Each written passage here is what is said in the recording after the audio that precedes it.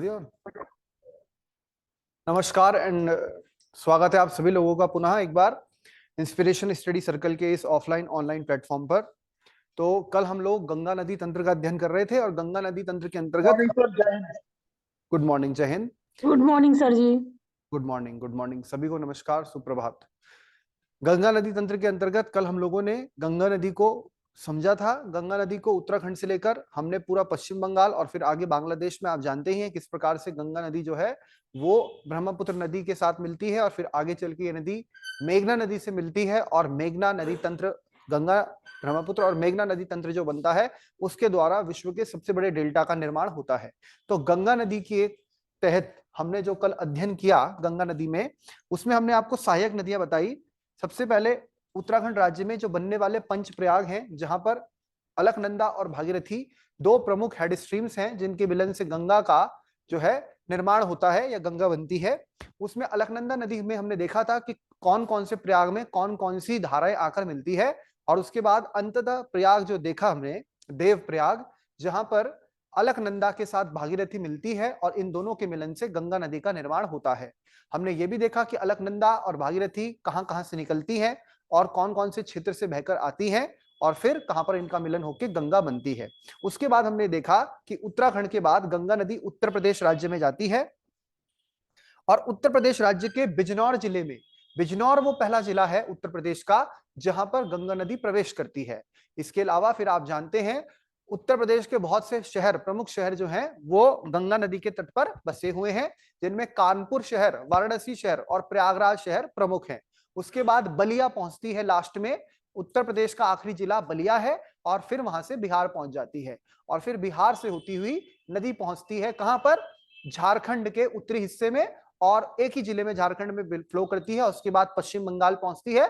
पश्चिम बंगाल में कुछ दूरी तय करने के बाद गंगा नदी फरक्का नामक स्थान पे, मुर्शिदाबाद जिला है ये पश्चिम बंगाल का, यहां पर ये दो भागों में टूट जाती है, जहां पर एक भाग इसका हुगली कहलाता है, भागीरथी हुगली जिसको हमने बोला, और दूसरा भाग इसका कहलाता है पद्मा, जो कि बांग्लादेश में इस नाम से जाना जाता है।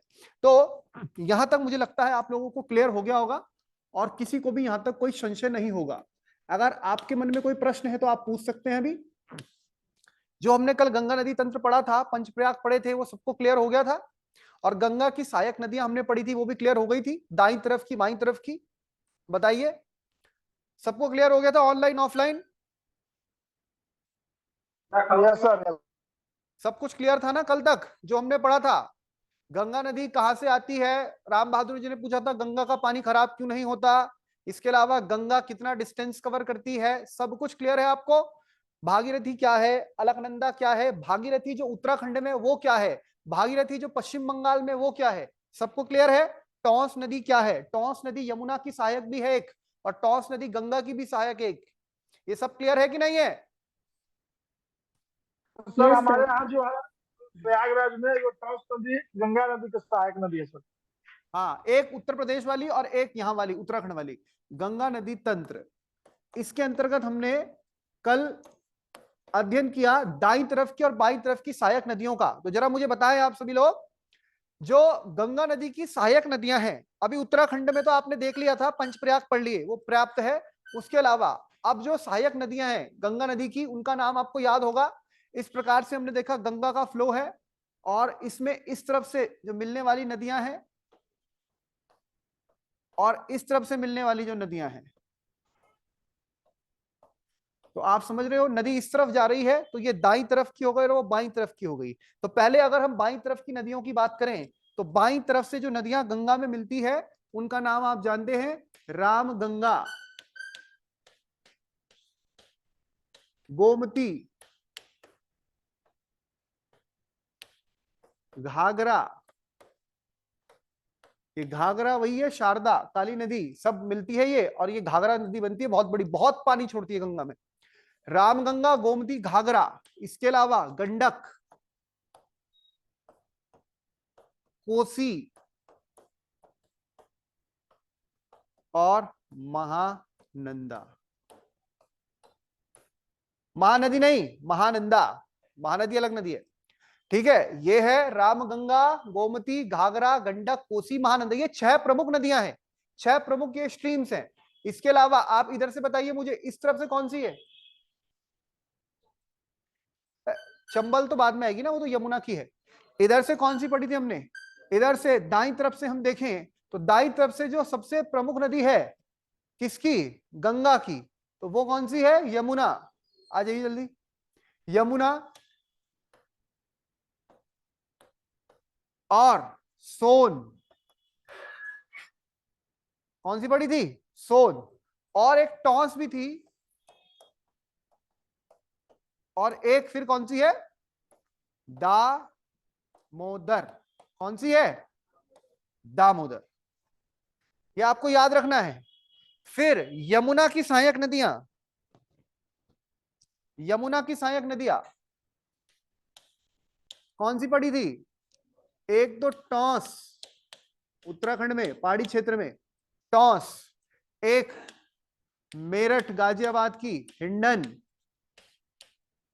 फिर चंबल, सिंध, बेतवा और केन। ये आपको ध्यान रखना है। और फिर चंबल की सहायक नदी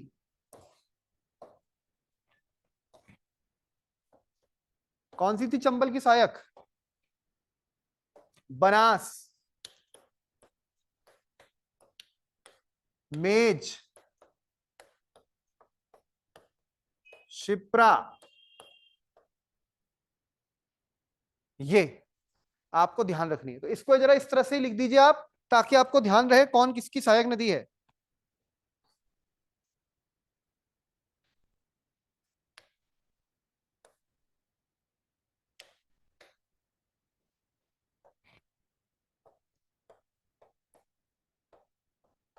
शिप्रा। ठीक है, ये सारी आप एक बार लिख दीजिए तो आपको याद रह जाएगा। ये सब चंबल की सहायक हैं, चंबल की। यानी बनास नदी, मेज नदी या शिप्रा नदी अपना पानी चंबल में छोड़ती है, चंबल नदी अपना पानी यमुना में छोड़ती है, यमुना नदी अपना पानी गंगा में छोड़ती है। समझ रहे? तो इस तरह से भी आपको ध्यान रखना है।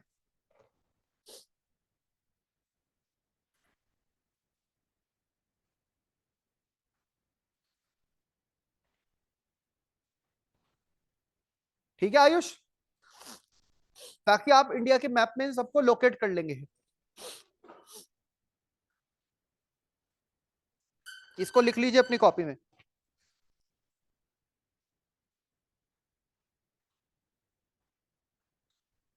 सर थोड़ा साइड हो जाइए। जी बच्चे। दोस्त कहाँ है तुम्हारा वाला? परसों तो बिस्किट खा रहा था, आज कहाँ चला गया वो कहाँ का है? कहाँ से, कौन से जिले से हो? अच्छा।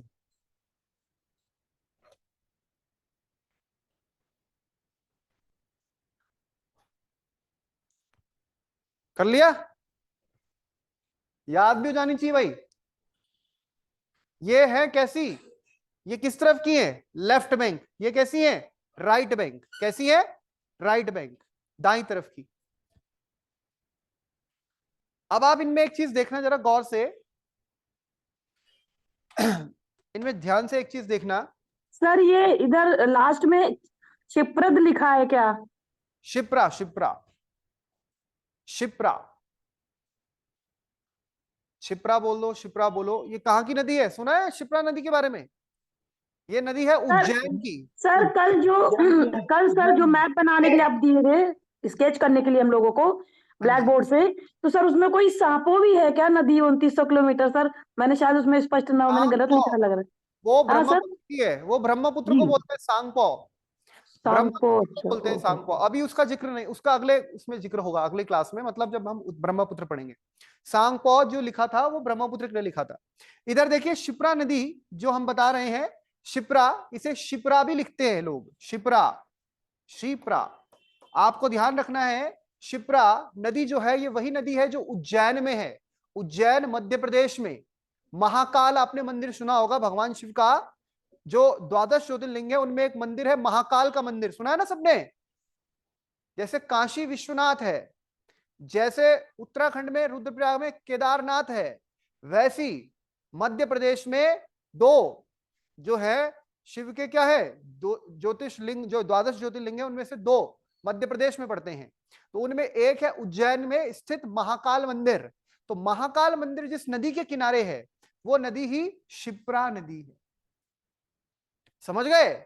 और वो शिप्रा नदी का पानी चंबल नदी में जाता है, और उस चंबल नदी का पानी यमुना नदी में जाता है, और उस यमुना नदी का पानी गंगा में जाता है।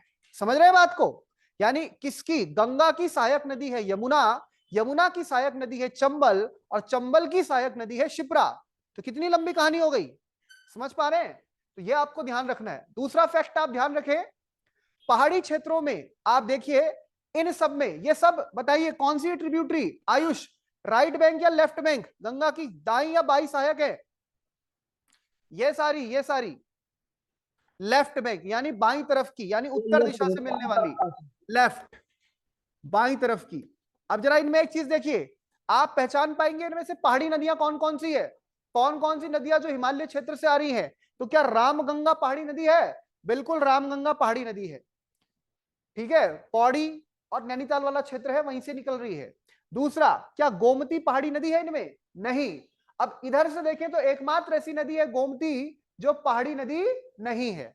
दूसरा, तीसरा, क्या घाघरा पहाड़ी नदी है? बिल्कुल सही। क्या गंडक पहाड़ी नदी है? बिल्कुल। क्या कोसी पहाड़ी नदी है? बिल्कुल। क्या महानंदा पहाड़ी नदी है? बिल्कुल, सिक्किम वाली, ठीक है। बाकी रामगंगा, गोमती, ये सब यूपी में मिलती है, आप जान रहे हो। और बाकी ये घाघरा, गंडक, कोसी, कोसी को तो बिहार का शोक भी बोलते हैं। कोसी को क्या बोलते हैं? बिहार का शोक।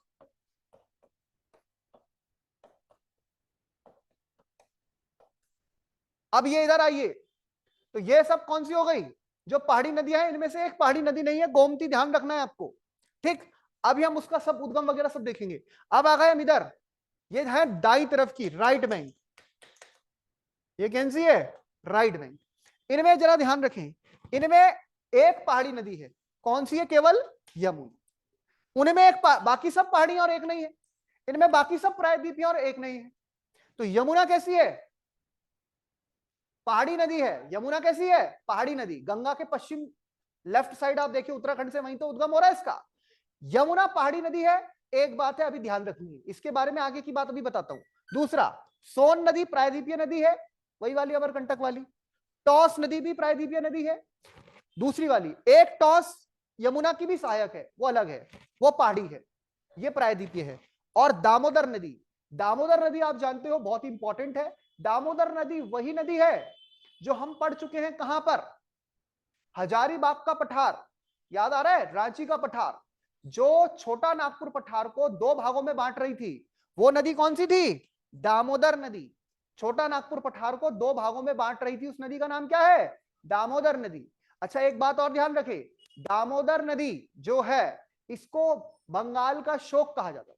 क्या कहा जाता था? बंगाल का शोक। ये बंगाल में बाढ़ ले आती थी, जो लो लाइन एरिया है, लेकिन इसमें बहुत सारे बांध परियोजनाएं बना दी गई है जिससे इसका पानी को कंट्रोल किया गया है। तो जैसे कोसी नदी को बिहार का शोक कहा जाता है, वैसी दामोदर को बंगाल का शोक कहा जाता रहा है। अब उस तरह से बाढ़ नहीं लाती हो, ये आपको ध्यान रखना है। और दामोदर किस में मिलती है? क्या दामोदर गंगा में मिलती है, या गंगा की सहायक नदी हुगली में मिलती है? डिस्ट्रीब्यूटरी हुगली में मिलती है, लेकिन हुगली को भी वही मान्यता है जैसी गंगा को है, क्योंकि हुगली किससे बन रही है? गंगा का ही पार्ट टूट रहा है जो कि हुगली बन रहा है। और कहां पर हो रहा था ये सब? फरक्का में। फरक्का कहां है? मुर्शिदाबाद में। मुर्शिदाबाद कहां है? पश्चिम बंगाल में, ठीक है, मालदा मुर्शिदाबाद। इतना चीज आपको ध्यान रखना है, याद रहेगी बात। अब इनमें सबसे इंपॉर्टेंट नदी है सबसे पहले यमुना। कौन सी है? यमुना।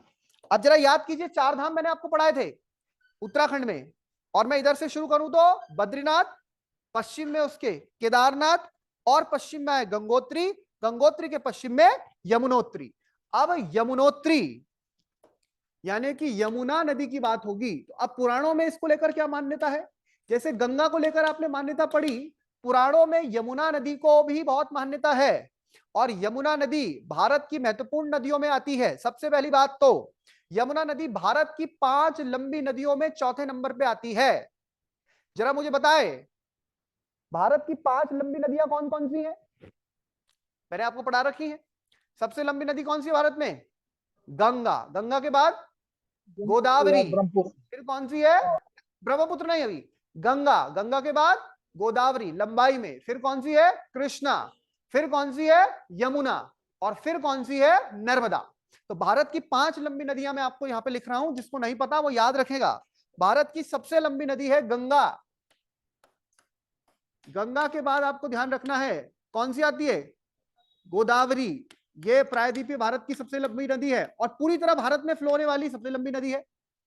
पूरी तरह भारत में फ्लो होने वाली सबसे लंबी नदी है गंगा, गोदावरी, फिर कृष्णा, ये भी प्रायद्वीपीय नदी है। फिर आती है यमुना और फिर आती है आपकी नर्मदा।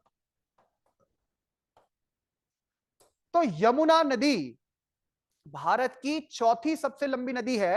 1376 किलोमीटर लंबी। कितनी है ये? 1376 किलोमीटर, लगभग 10, 5, 15 किलोमीटर ऊपर नीचे अलग अलग किताबों में हो सकता है, लेकिन जो एग्जैक्ट इसका डेटा आता है 1376 किलोमीटर। अब आप सोचिए 1376 किलोमीटर लंबी है, लेकिन इन सब नदियों में तुलना करिए जो टोटल 5 है, इन सब में गंगा अपने आप में, इधर देखो, गंगा अपने आप में मेन रिवर है, गोदावरी भी मेन रिवर है, कृष्णा भी मेन रिवर है और नर्मदा भी मेन रिवर है। ये इसी नाम से जानी जाती है। लेकिन यमुना मेन रिवर नहीं है, क्योंकि यमुना सीधा समुद्र में नहीं जाती। यमुना अपना जल गंगा में गिराती है। तो इंटरव्यू में प्रश्न बन सकता है, परीक्षा में किसी भी बन सकता है, भारत की सबसे बड़ी नदी भी में भी आती है और अपने आप में फुल मेन रिवर नहीं है, अपना जल किसी दूसरी नदी में गिराती है। बाकी ये सब अपना जल किसी दूसरी नदी में नहीं गिराती। गंगा जो अपने आप में एक मेन रिवर मानी जाती है, गोदावरी अपने आप में एक मेन रिवर मानी जाती है, कृष्णा मेन जाती है, नर्मदा मानी जाती है, ठीक है। लेकिन यमुना नदी कैसी है? यमुना नदी इतना लंबा डिस्टेंस कवर करती है, उससे छोटी नर्मदा है, लेकिन नर्मदा अपने उद्गम से लेके अमरकंटक से लेके और अपना खंबात की खाड़ी तक नर्मदा ही नाम से जानी जाती है, पूरी लंबाई जो कवर करती है, ठीक है, 1325 किलोमीटर के आसपास। और ये देखिए यमुना 1376 किलोमीटर लंबी है, लेकिन कैसी है? जो गंगा की सहायक। तो हम इसको ये भी तो बोल सकते हैं कि भारत में सबसे लंबी सहायक नदी है। भारत में जो सबसे लंबी कोई सहायक नदी है तो वो कौन सी है? यमुना। जो किसकी सहायक नदी है? गंगा की। इतनी बात क्लियर हो गई सबको? तो प्रश्न कैसे भी बन सकता है, अपने दिमाग को हर एंगल से खोल के रखना है। अब अगली बात, यमुना नदी का उद्गम कहां से होता है? बताया जरा मुझे। ये होता है यमुनोत्री ग्लेशियर, जो है आपका बंदरपूंछ, यमुनोत्री ग्लेशियर बंदरपूंछ नामक स्थान से। यह है उत्तरकाशी। उत्तरकाशी के कौन सा है? उत्तरकाशी। बाकी रही इसकी लंबाई, वो मैंने आपको बता दी, 1376 किलोमीटर। इंपॉर्टेंट बात ध्यान रखें, 1376 किलोमीटर इसकी लंबाई है, यह की बात याद। इसके अलावा यमुना को लेकर यह फैक्ट आपको ध्यान रखना है, भारत की चौथी सबसे लंबी नदी है और सबसे लंबी सहायक नदियों में यह पहले स्थान पे आएगी, क्योंकि सबसे लंबी सहायक हो गई ना, इतनी लंबी है 1376 किलोमीटर, गंगा की सहायक है। दूसरी बात, पौराणिक मान्यता में यमुना को यमराज की, मृत्यु के देवता है यमराज, और 9 ग्रह में एक ग्रह है शनिदेव, उनकी बहन बताया गया है। किसकी है बहन? सूर्यदेव की और किसकी है? सूर्यदेव की पुत्री हुई ना फिर। शनिदेव की, सॉरी मेरे मुंह से शनिदेव की और किसकी? यमराज की। सूर्यदेव की पुत्री मानी गई है, क्योंकि शनिदेव भी किसके पुत्र है? सूर्यदेव के। उनमें बनती नहीं है, जबकि आप जानते हो। तो ये आपको ध्यान रखना है यमुना को लेकर। इसी से जुड़ा हुआ है आपका एक पर्व, अभी दिवाली के बाद आप मनाते हैं, भाई दूज, भैया दूज जिसे आप बोलते हैं। उस पर्व का जो संबंध है वो इसी, तो कई जगह ऐसी मान्यता है कि भैया दूज के दिन भाई बहन जो है वो यमुना नदी में स्नान करते हैं, ऐसी मान्यता है। तो यमुना की ये धार्मिक मान्यता है। हाँ अब वो धार्मिक के हिसाब से हो गया, और बाकी तो पॉल्यूशन वगैरह भी है, पॉल्यूटेंट भी जाते हैं, तो वो पहाड़ी क्षेत्र से होती भी जाती होगी, वो धार्मिक मान्यता है कि काला रंग।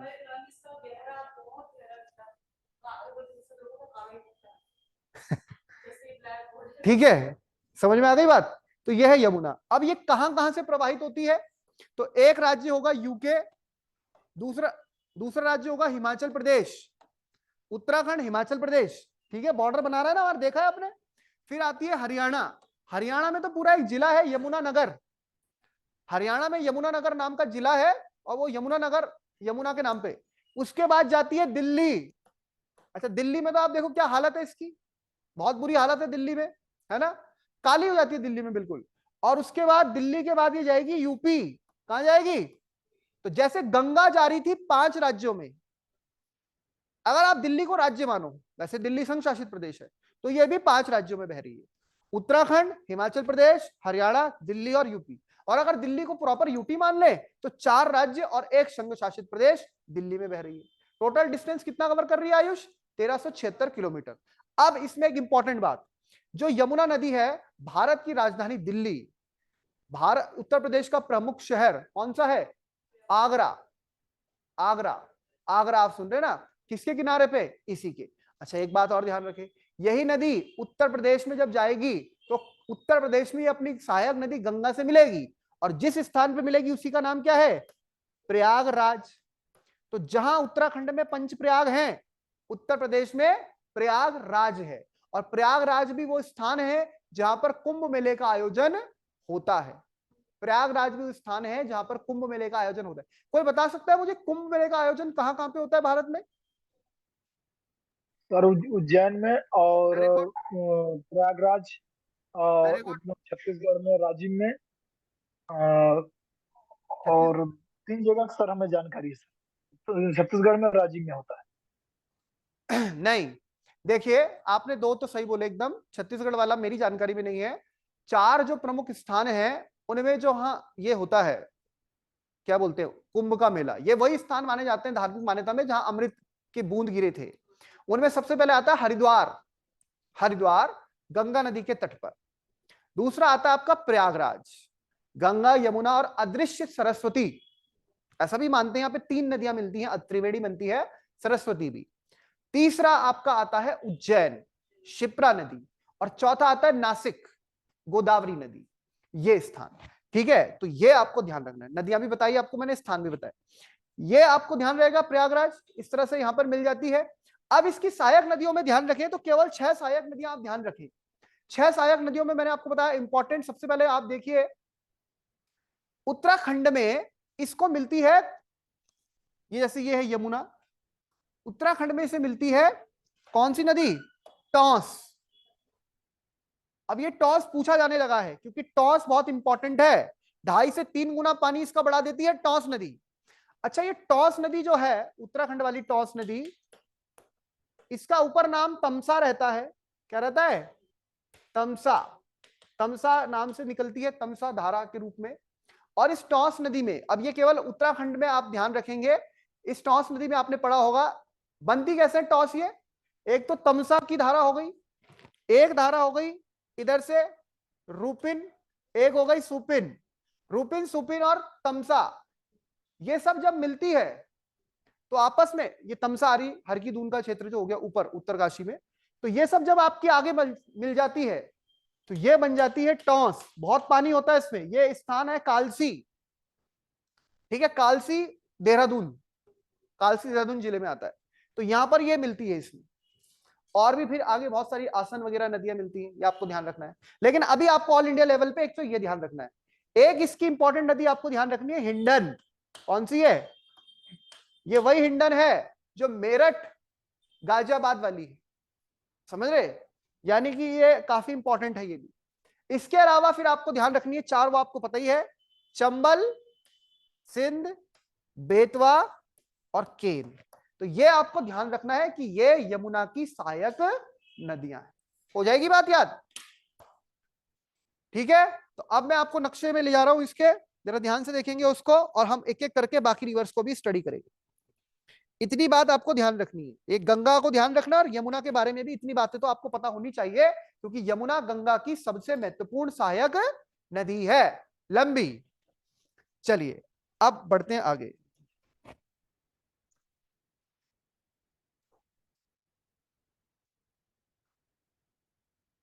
और वो सहायक नदियां सारी याद रखना, रामगंगा, गोमती, घाघरा, गंडकी, कोसी।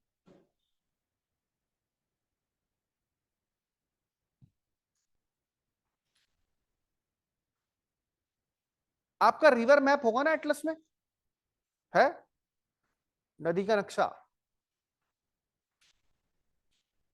ये देखिए, कल ये आपको मैंने बताया था, ये आपको दिख रहा होगा, कल इसकी फोटो भी आपने ले ली थी। यही बोली थी आप सीमा जी, सांपो, इसी को पूछ रही थी आप। यस सर, हम यही लिखे, हमने कहा आपसे क्लियर कर लें।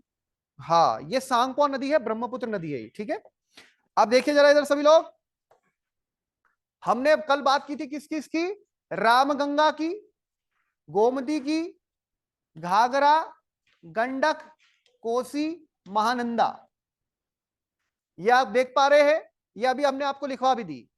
इधर से आप देखिए, यहां से ये इस तरफ से हम देखें तो यहां पर प्रयागराज में ये है यमुना नदी। ये इस तरह से जो मैं लाल उसको डार्क कर रहा हूं, ये यमुना नदी है।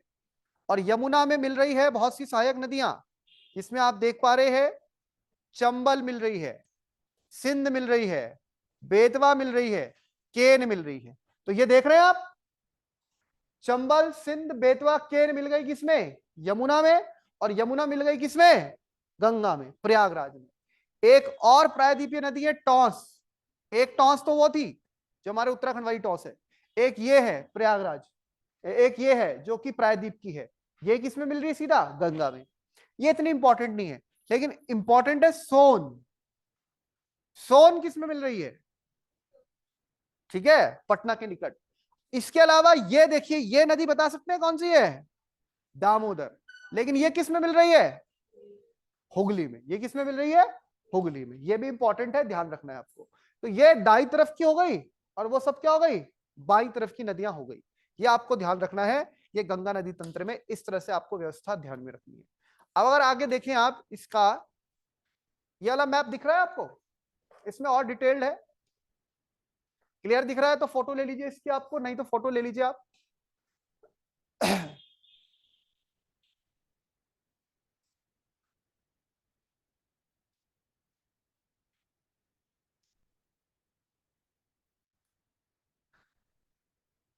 दिख रहा है, देखिए। सर जो छोटा छोटा लिखा वो तो कुछ समझ में नहीं आ रहा, केवल दो ही चीज समझ में आ रही है।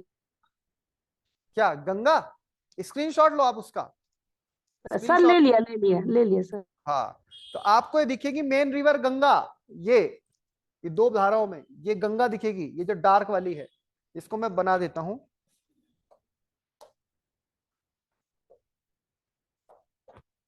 गंगा, ये देखो, ये एक धारा और ये एक धारा। अब ये समझ रही है ना सीमा जी, कौन सी धारा है वो, भागीरथी यस और सर। अलकनंदा।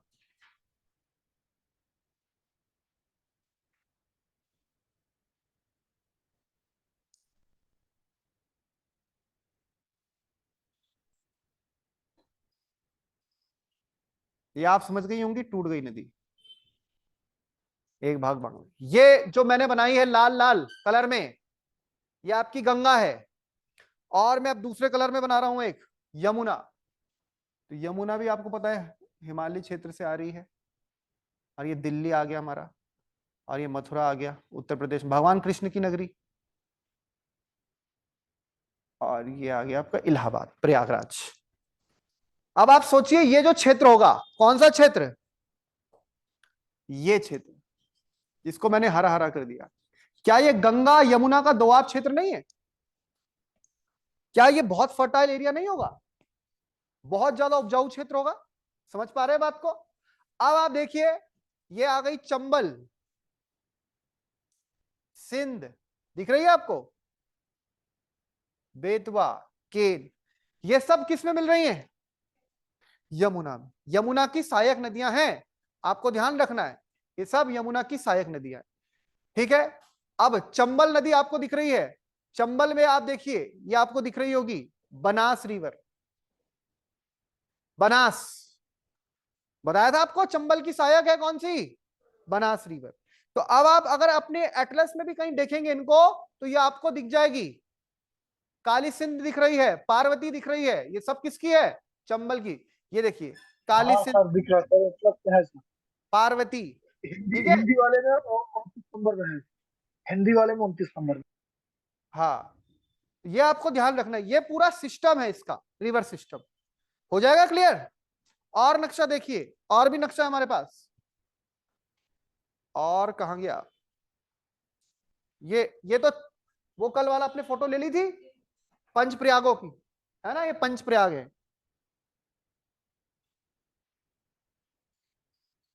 ये भी है एक बहुत डिटेल्ड मैप, इसको भी जरा ध्यान से देखेंगे।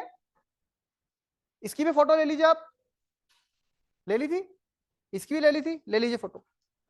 इसमें आप खुद ढूंढिए जरा, गंगा देखिए, दिख रही है गंगा?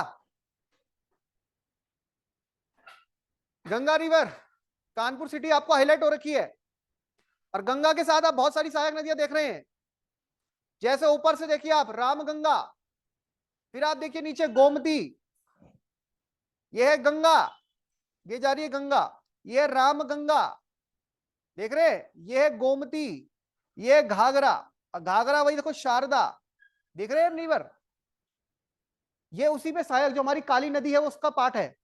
घाघरा दिख गई है, फिर ये गंडकी, ये कोसी जिसे सप्तकोशी नाम से ऊपर जाना जाता है, और फिर इधर आती है महानंदा। आ गई समझ में बात? ये सब गंगा की कैसी है? उत्तरी सहायक नदियां। नीचे से देखिए दक्षिण में, इधर देखिए चंबल, चंबल में मिल गई बनास, काली सिंध, पार्वती, तो एक है चंबल, फिर सिंध, सिंध, फिर ये आ गई बेतवा। बेतवा की एक इंपॉर्टेंट सहायक नदी है धासन नदी। कौन सी है? धासन, ये बेतवा की सहायक है। और फिर आ गई केन। तो यमुना की चार इंपॉर्टेंट है, चंबल, सिंध, बेतवा, केन। चंबल की इंपॉर्टेंट है बनास, पार्वती, काली सिंध, मैंने एक और बताई आपको जो लिखी भी नहीं है यहाँ, शिप्रा, शिप्रा, ठीक है। और फिर आ गई आपकी सिंध नदी, फिर आ गई आपकी बेतवा, बेतवा में मिलती है धासन नदी, और एक आ गई आपकी केन नदी, ठीक है। और फिर ये तो आपको पता ही है टॉस, और फिर आ गई आपकी सोन, सोन में इधर रिहंद मिली। तो यानी सारे नदियों का जाल बना हुआ है, और ये सारी नदियां अपना पानी फाइनली कहां छोड़ दे रही है? गंगा नदी में छोड़ दे। इतनी बात सबको क्लियर हो गई? तो बस 2-3 बार नक्शे को देखना है, और जितनी इसमें तो बहुत सी और नदियां आपको मिलती जाएंगी, लेकिन जितनी नदियां आपको मैंने बताई है उनको आपको केवल याद रखना है, जितनी भी मैंने बताई है केवल उनको आप ध्यान रखेंगे, ठीक है। चलिए अब आप आ जाइए वापस एक एक ट्रिब्यूटरी में। कल हम कहां से पढ़ रहे थे? कल हम पढ़ रहे थे इसकी सहायक नदियां तो हमने नहीं पढ़ी, अब सहायक नदियों को हमने पढ़ना है। अभी मैंने आपको एक सहायक नदी बता दी, ये मैंने आपको बताया था, हुगली रिवर के बारे में आपको बता दिया था। हुगली रिवर, हुगली रिवर जानते किसको बोलते हैं? गंगा की वितरिका है हुगली। जब गंगा पद्मा, गंगा जब है कहां पर? फरक्का में, पश्चिम बंगाल में। कहा? फरक्का में, दो भागों में टूट जाती है, ध्यान से सुनना। जब गंगा पश्चिम बंगाल में फरक्का नाम के स्थान पे, एक जिला आता है मालदा, और एक जिला आता है वहां पर आपका मुर्शिदाबाद। कौन सा जिला आता है? मुर्शिदाबाद। ये मुर्शिदाबाद वही है जो मुर्शिद कुली खां के समय हिस्ट्री में पढ़ा होगा, मुर्शिद कुली खां, है ना, अलीवर्दी खां, सिराजुद्दौला, तो उन्हीं से संबंधित है। अब देखिए उसी ने बनाया था, उसी के नाम पे मुर्शिदाबाद। अब ये जो गंगा है ऐसे आई, इस तरह से आई गंगा, और ये टूट गई दो भागों में, एक भाग ऐसा आ गया और एक भाग कहां चला गया? इधर। ये गया कहां गया? बांग्लादेश, वो तो पद्मा बन गया, ज्यादा पानी उसमें चला गया। यहां पर हमने बैराज बना दिया ताकि इसका पानी इधर भी डाइवर्ट होता है, और ये रह गई कौन सी नाम से? हुगली। तो इसका नाम होता है पश्चिम बंगाल में भागीरथी हुगली। क्या बोलते हैं इसे? भागीरथी हुगली। ये जो ऊपर का हिस्सा है, ऊपर के हिस्से में इसे बोलते हैं भागीरथी। क्या बोलते हैं? भागीरथी। गंगा को ही पश्चिम बंगाल में भागीरथी नाम से भी बोलते हैं, और उसी का निचला भाग उसे बोलते हैं हुगली।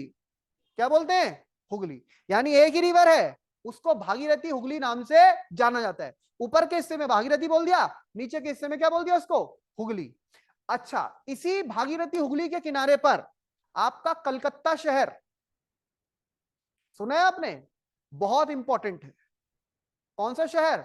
कलकत्ता। यानी एक तरीके से हम बोल सकते हैं कलकत्ता शहर भी गंगा के किनारे पर ही बसा है, पर गंगा की डिस्ट्रीब्यूटरी पर। गंगा की क्या हो गई? वो डिस्ट्रीब्यूटरी। हावड़ा शहर, हावड़ा ब्रिज भी आपने सुना होगा हुगली रिवर पर, तो ये आपको ध्यान रखना है। और बाकी मेन पानी उधर चला गया, वो किस नाम से जाना जा रहा है? पद्मा। हो जाएगी बात क्लियर? तो पश्चिम बंगाल में आप ध्यान रखेंगे, पश्चिम बंगाल का नक्शा खोलना जरा, पश्चिम बंगाल का नक्शा खोलना, मेन पश्चिम बंगाल का खोलना बेटा है। सर जरा पेज नंबर बता दीजिए हिंदी वाले मैप का। 16, पेज नंबर 16।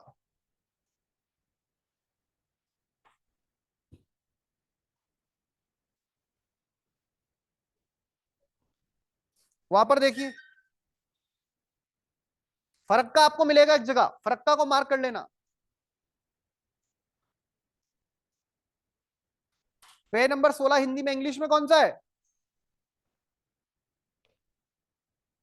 है 19, इंग्लिश में 19, district map of West Bengal.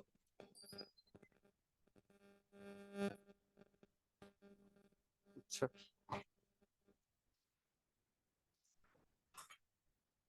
एक सेकंड में सेल चेंज कर रहा हूं, ठीक है।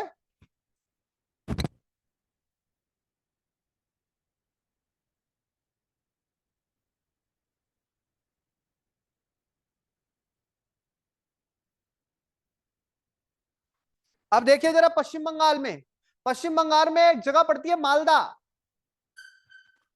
मालदा में तो गंगा नदी पूरा है, बह रही है। मालदा दिख रहा है मालदा? नहीं तो जिला मैप डाल देना गूगल में, district map of West sir नहीं बंगाल। दिख रहा, मालदा नहीं पश्चिम दिख रहा बंगाल सर। का अपने फोन है आपके पास दूसरा, उसमें ऐसे डालो डिस्ट्रिक्ट मैप नहीं ऑफ। सर यही एक है, सर यही एक है मेरे पास। ठीक है, तो बाद में चेक कर लीजिएगा, district map of West Bengal. और वेस्ट बंगाल में एक डिस्ट्रिक्ट पड़ता है मालदा। मालदा में तो पूरा बह रही है गंगा। मालदा के बाद अगला जिला आता है मुर्शिदाबाद। कौन सा जिला आता है? मुर्शिदाबाद। मुर्शिदाबाद में जगह पड़ती है फरक्का। वहां पर गंगा टूट जाती है दो भागों में, एक बड़ा भाग चला जाता है बांग्लादेश और एक भाग रहता है भारत में। जो भारत में भाग रहता है उसको ऊपरी हिस्से में शुरुआत में बोलते हैं भागीरथी, और निचले के हिस्से में बोलते हैं क्या? हुगली। और उसी के किनारे आपको कलकत्ता मिल जाएगा, उसी के किनारे आपको हावड़ा मिल जाएगा। ये बात बोलना चाह रहा हूं मैं। आ गई बात समझ में? हाँ, कोलकाता। सर कोलकाता और हुगली मिल गया। हल्दिया, हावड़ा। ठीक है, याद रहेगी बात? चलिए अब इधर देख लीजिए, it is the distributary of Ganga river. यानी कि हुगली नदी किसकी वितरिका है? डिस्ट्रीब्यूटरी का मतलब होता है वितरिका, गंगा की। गंगा रिवर दो भागों में टूटती है, पद्मा और हुगली नाम से। कहां पर? गुरिया इन मुर्शिदाबाद। मुर्शिदाबाद में जो फरक्का है, फरक्का वहां पर टूट जाती है। Padma flows eastward through Bangladesh. Padma तो बांग्लादेश में चली जाती है ईस्टवर्ड, और हुगली कहां फ्लो करती है? वेस्ट बंगाल में फ्लो करती है। Upper riparian zone of this river is called Bhagirathi. इसका ऊपरी हिस्सा कहलाता है भागीरथी, और निचला जो लोअर जोन है वो कहलाता है हुगली। और मेजर रिवर ड्रेन होती है हुगली में, वो है अजय, रूपनारायण, हल्दी, दामोदर एक्सेट्रा। अब ये देखो, ये हुगली की सहायक नदियां हो गई एक प्रकार से, यानी है तो गंगा की सहायक, पर गंगा का नाम क्या है अब? हुगली। तो इनमें एक नदी आपको जरूर ध्यान रखनी है, वो है कौन सी? दामोदर। यानी दामोदर किस में मिलती है? हुगली में। इसके अलावा और भी नदी आप आ सकते हैं, जैसे अजय नदी है वहां पे, रूपनारायण नदी है, हल्दी नदी है, और भी नदियां होंगी छोटी छोटी, लेकिन एक तो आप जरूर ध्यान रखें, कौन सी? दामोदर। ठीक है, हल्दी, हल्दिया में। अब इसके बाद आगे बढ़िए, सहायक नदियां। सहायक नदियां ये सब हो गई, दाई बाई दोनों हम देख रहे हैं। अब एक एक करके हम पढ़ते चलेंगे। सबसे पहले रामगंगा से शुरू करेंगे, तो सबसे पहले मैडम आप पढ़िए रामगंगा के बारे में।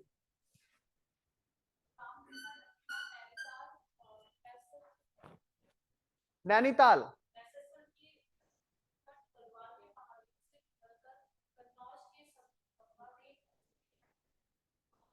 मैसेसण, गैरसैंण। अच्छा, अब देखिए सभी लोग, गंगा की एक एक सहायक नदी देखिए। हमने बोला था सब पहाड़ी नदियां, इनमें से एक नहीं है पहाड़ी नदी, याद है कौन सी? गोमती। अब सबसे पहले रामगंगा। रामगंगा गंगा की सबसे महत्वपूर्ण सहायक नदी है, मतलब सभी महत्वपूर्ण है, सबसे पहले नंबर पे जो महत्वपूर्ण है वो कौन सी है? रामगंगा। रामगंगा हमारे उत्तराखंड से निकलती है। गंगा की जितनी महत्वपूर्ण सहायक नदियां इंपॉर्टेंट, देखो उत्तराखंड से कितनी सारी नदियां उसको पानी देती है, ठीक है। एक तो मेन गंगा खुद ही है, और उसके अलावा यमुना भी उत्तराखंड की रिवर है, रामगंगा भी उत्तराखंड की रिवर है। तो रामगंगा उत्तराखंड का नैनीताल, यानी कि जो हमारा, आपको पता है पौड़ी और नैनीताल की सीमा लगती है आपस में, जिम कॉर्बेट नेशनल पार्क फैला हुआ है भाई। जो पहले हैली नेशनल पार्क था, भारत का पहला नेशनल पार्क, उसका नाम क्या है भाई? Jim Corbett national park. ये तो आपने सबने पढ़ा है। और इसी क्षेत्र में आप समझते हो एक नदी बहती है जिम कॉर्बेट नेशनल पार्क में, उस नदी का नाम क्या है? रामगंगा। तो यह भी प्रश्न आ रखा है कि जिम कॉर्बेट नेशनल पार्क से कौन सी नदी बहती है? याद रखना है कौन सी नदी है? रामगंगा। तो यह नैनीताल गैरसैंण के निकट, गैरसैंण गढ़वाल में, जो अभी उत्तराखंड की राजधानी, उत्तराखंड की दो राजधानियां देहरादून और गैरसैंण है। तो गैरसैंण के निकट गढ़वाल की पहाड़ियों से निकलकर कन्नौज में, तो यह ध्यान रखना निकलती कहां से है? उत्तराखंड के गढ़वाल से, और मिलती कहां पे है? यूपी के कन्नौज में। किससे मिल जाएगी?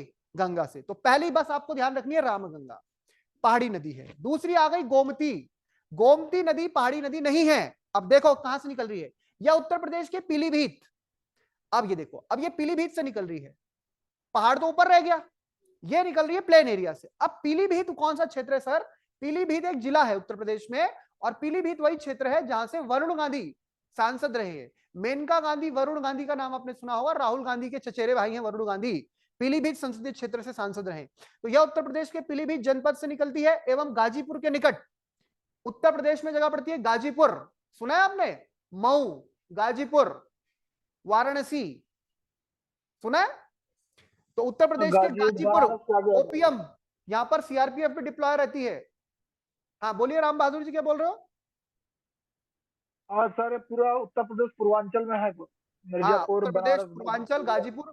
मैं मऊ जा रखा हूं ना, तो वहां आसपास मऊ जा रखा हूं मैं, ठीक है। तो तब वहां पे मैंने देखा था, गाजीपुर का मतलब आसपास के क्षेत्र पड़ते हैं, पूर्वांचल के जिले हैं ये, बिहार आगे चल के बिहार का बॉर्डर लगता है आगे, बलिया जबकि यूपी में है, और बलिया से आगे बिहार आप देखते हैं। परमनाशा जो नदी है सर, उसके बाद बिहार है। हाँ, गाजीपुर के निकट गंगा में मिलती है। इसके किनारे बसे शहर है लखनऊ। तो आपने गोमती रिवर फ्रंट के बारे में जरूर सुना होगा, जिनको अखिलेश यादव के समय बोला जाता है, बड़ा चमका दिया था इन्होंने, और एक बढ़िया बढ़िया सा उसको टूरिस्ट प्लेस बना दिया था। तो गोमती, जौनपुर, गाजीपुर, जौनपुर, ये हिस्ट्री में पढ़ा होगा आपने। जौनपुर किसने बनाया था ये? हाँ, फिरोज शाह तुगलक। आपने पढ़ा था ना, मोहम्मद बिन तुगलक, फिरोज शाह तुगलक, याद आ रहा है? वही जौनपुर। अरे एक जौनपुर तो हमारा भी है, टिहरी वाला, वो अलग जौनपुर है, जौनसार जौनपुर, वो तो छोटा है हो गया, ये बड़ा जौनपुर हो गया, ठीक है, याद रहेगी बात। चलिए इसके बाद आ गया, जाइए घाघरा, सरयू नदी। अच्छा, अब अयोध्या की आपने नदी सुनी होगी, है ना? अयोध्या सरयू नदी के किनारे, और मथुरा यमुना नदी के किनारे। अब देखिए घाघरा, ये सब नेपाल की नदियां हैं। अब क्या होता है, बहुत सारी नदियां उनमें मिल जाएंगी और तब जाके वो गंगा में मिलेगी। यह नेपाल के मपसा तुंग हिमानी से निकलती है, एवं बिहार के छपरा के निकट। अब देखो ऊपर की जो मैंने नदियां मिलाई, ये मिल रही थी यूपी में, और यूपी में मिलने वाली जो नदियां हैं गंगा को इंपॉर्टेंट, उनमें आपकी हो गई रामगंगा और गोमती ऊपर से। अब नीचे से तो यमुना भी है, अभी हम उनकी बात नहीं कर रहे हैं। आगे अब हम आ गए घाघरा, घाघरा से, घग्गर बोलो, घाघरा बोलो। अब हम यहां से बिहार की बात कर रहे हैं। यहां पर देखिए, यह नेपाल के मकसदुंग हिमानी से निकलती है, एवं बिहार के छपरा, छपरा भी एक डिस्ट्रिक्ट है बिहार में, छपरा के निकट गंगा में मिलती है। इसकी सहायक नदी हो गई राप्ती, बहुत फेमस नदी है राप्ती, आपने सुनी होगी। शारदा, शारदा वही जिसमें हमारी काली, काली नदी का, जो भारत नेपाल का बॉर्डर बनाती है, काली नदी है ना हमारे उत्तराखंड में, हाँ, तो उसके पानी इसी में मिल जाना है, और फिर उसका पानी घाघरा में, और घाघरा का पानी गंगा में मिल जाना है। तो सारा घूम फिर के पानी जाना कहां है? गंगा में। इसके किनारे बसे शहर अयोध्या, अयोध्या तो आपको पता है भगवान राम की नगरी है। फैजाबाद, फैजाबाद जिला था ये, अभी योगी आदित्यनाथ जी ने जिले का नाम ही चेंज कर दिया मेरे ख्याल, इसका नाम अयोध्या कर दिया राम बहादुर जी। फैजाबाद जिले में आता है था अयोध्या, जहां पर ये भगवान राम का, अयोध्या हो गया था, हाँ अयोध्या इसका नाम, अयोध्या इसका नाम ही चेंज हो गया है। ये बलिया, ये सब आपको ध्यान रखना है। तो ये हो गई आपकी सरयू नदी, बहुत इंपॉर्टेंट है, ध्यान रखना है। इसके बाद आया आपके गंडक नदी। गंडक नदी को नेपाल में बहुत धार्मिक नदी माना जाता है। आपने शालिग्राम सुने? शालिग्राम जो एक काला पत्थर सा होता है, और भगवान विष्णु का उसको शालिग्राम और तुलसी का विवाह कराए रहे थे, बीच में भी तुलसी विवाह चल रहा था, तुलसी विवाह में शालिग्राम को रखते हैं ना, शालिग्राम भगवान विष्णु का रूप माने जाते हैं।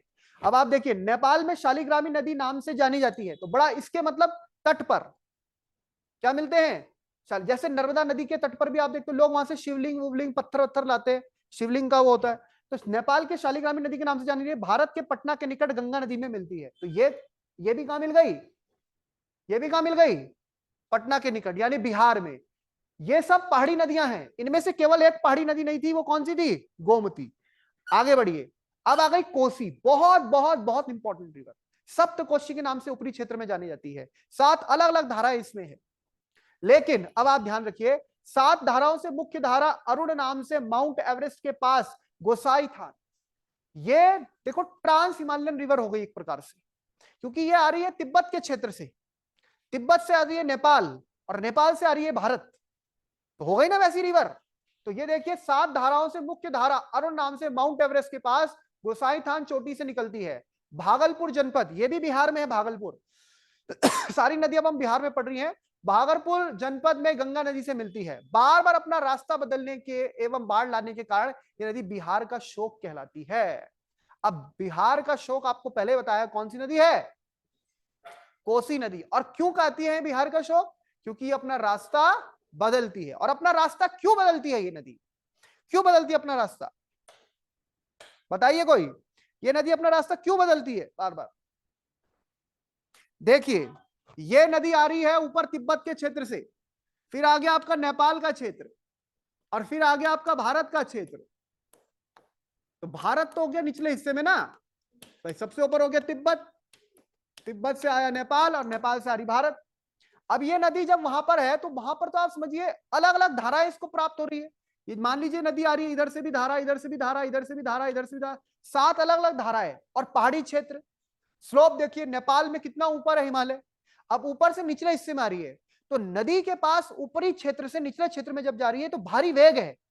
जब नदी के पास भारी वेग होगा, यानी नदी का वेग जब बहुत तेज होगा, तो नदी ऐसे टाइम पर केवल और केवल क्या करेगी, कटान, क्या करेगी, कटान। और कटान दोनों प्रकार का होगा, हॉरिजॉन्टल भी वर्टिकल भी होता है।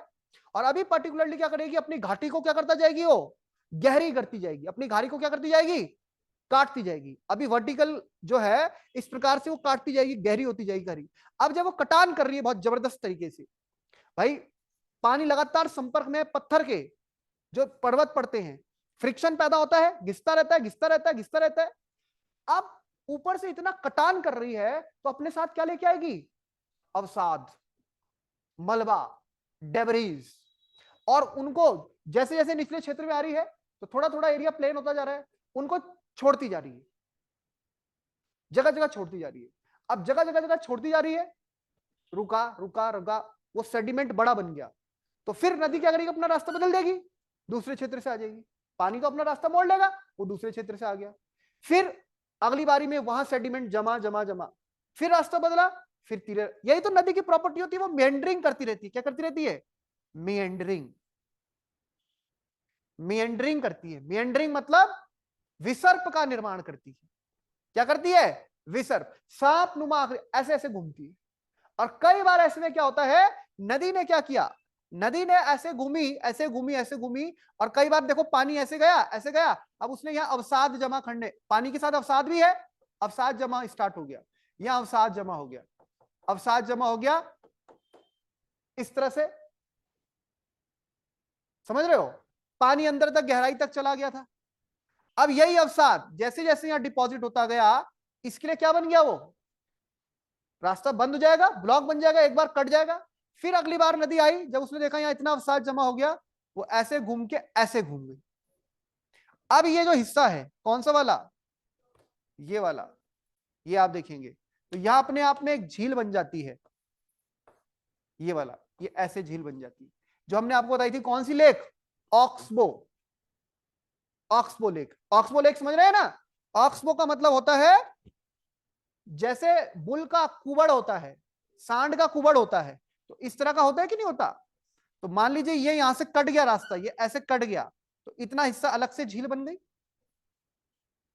कंवर झील बिहार की बहुत फेमस है, ठीक है, कंवर झील, ऑक्सबो लेक है, ठीक है। तो ये याद रखना है। तो ये सब नदी की प्रॉपर्टी होती है, तो कोसी नदी इस कारण अपना रास्ता बदलती है, बहुत इंपॉर्टेंट है। लास्ट नदी है इधर से महानंदा, सबसे पूर्वी नदी पूछता है, गंगा की सबसे पूर्वी सहायक नदी कौन सी हो गई? महानंदा, सिक्किम वाली। अब गंगा नदी के बाएं तट पर मिलने वाली गंगा नदी की सबसे पूर्वी अथवा अंतिम सहायक नदी है। ठीक है, महानंदा का उद्गम पश्चिम बंगाल में दार्जिलिंग की पहाड़ियों से होता है। तो सिक्किम के नीचे जो दार्जिलिंग का क्षेत्र है वहां से आप देख रहे हो ये नदी निकल रही है, और किसकी सहायक बनती है? ये गंगा की ही सहायक बन जाती है। तो याद रहेगी बात, ये सबसे पूर्वी हो गई इधर से, और सबसे पश्चिमी इधर से कौन सी हो गई? रामगंगा। तो रामगंगा, गोमती, घाघरा, गंडक, कोसी, महानंदा। तो ये क्रम में याद होना चाहिए। दोबारा बोलिए, रामगंगा, गोमती, घाघरा, गंडक, कोसी, महानंदा। अब नीचे तो आसान है, नीचे में यमुना, सोन और दामोदर, लेकिन उनमें भी तीन इंपॉर्टेंट है, यमुना, सोन और दामोदर। ठीक, ये आपको अब याद हो जाना चाहिए, ऐसा हम अपेक्षा करते हैं। अब आ जाइए हुगली, कंवर कंवर। हुगली नदी पश्चिम बंगाल में गंगा की वितरिका के रूप में इसका उद्गम होता है तथा बंगाल की खाड़ी में गिरती है। अब ये तो आपको ध्यान है ही, पढ़ लिया आपने। तमसा नदी, दक्षिणी टॉस नदी, कैमूर की पहाड़ियों से निकलकर इलाहाबाद के आगे गंगा नदी में मिलती है, वही वाली नदी है जो राम बहादुर जी बोल रहे थे, यूपी वाली टॉस जो है, एक हमारी टॉस, एक यूपी वाली टॉस। सोन नदी, सोन नदी आपको पता ही है, ये भी बताने की जरूरत नहीं है। अमरकंटक की पहाड़ी याद है, नर्मदा, और ये कौन सी? सोन और जोहिला, सब निकल रही थी ना वो। कैसा पैटर्न बना रही थी वो? कैसा पैटर्न बनता है जहां से नदी हर दिशाओं में निकलती है? Radial pattern. हिंदी में क्या पढ़ा था उसको आपने? वृक्षाकार। कहां से आ गया? डेंड्रियाटिक होता है वृक्षाकार। आर्य, कौन सा था? आर्य। मैडम आप भूल जाती हो, खुद ही हिंदी में पूछती हो और खुद ही भूल जाती हो। चलिए आगे बढ़ जाइए। अब आ गए हम यमुना की सहायक नदियों में। अब हम किस में आ गए? यमुना की। अब देखिए, गंगा की सहायक नदियां हो गई, नीचे वाली तो पता है ना, बता दी मैंने।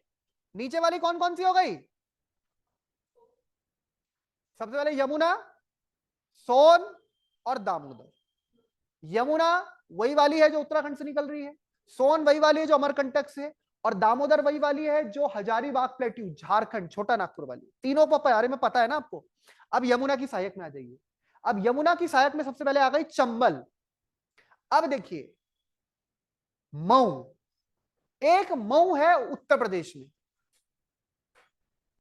और एक मऊ है मध्य प्रदेश में, बाबा साहब भीमराव अंबेडकर वाला। सुना है नाम आपने, मऊ? ये देखिए, चंबल मध्य प्रदेश के मऊ, इंदौर के समीप स्थित जनापा पहाड़ी से निकलती है। तो कौन सी नदी पढ़ रहे हो अब? चंबल, जो किसकी सहायक है? एमपी, सर एमपी वाला महू बोलते हैं क्या सर इसको? महू? हाँ, महू लिखते हैं उसको, मऊ भी लिखते हैं, कोई ऊ छोटा जो क्या होता है वो, छोटा ऊ बड़ा ऊ, वो वाला भी लिखते हैं। और यूपी में भी है बड़ा मऊ, वाला सर यूपी में। यूपी में भी आप जानते हैं मऊ, जो आपके उधर ही है, गाजीपुर के पास वाला।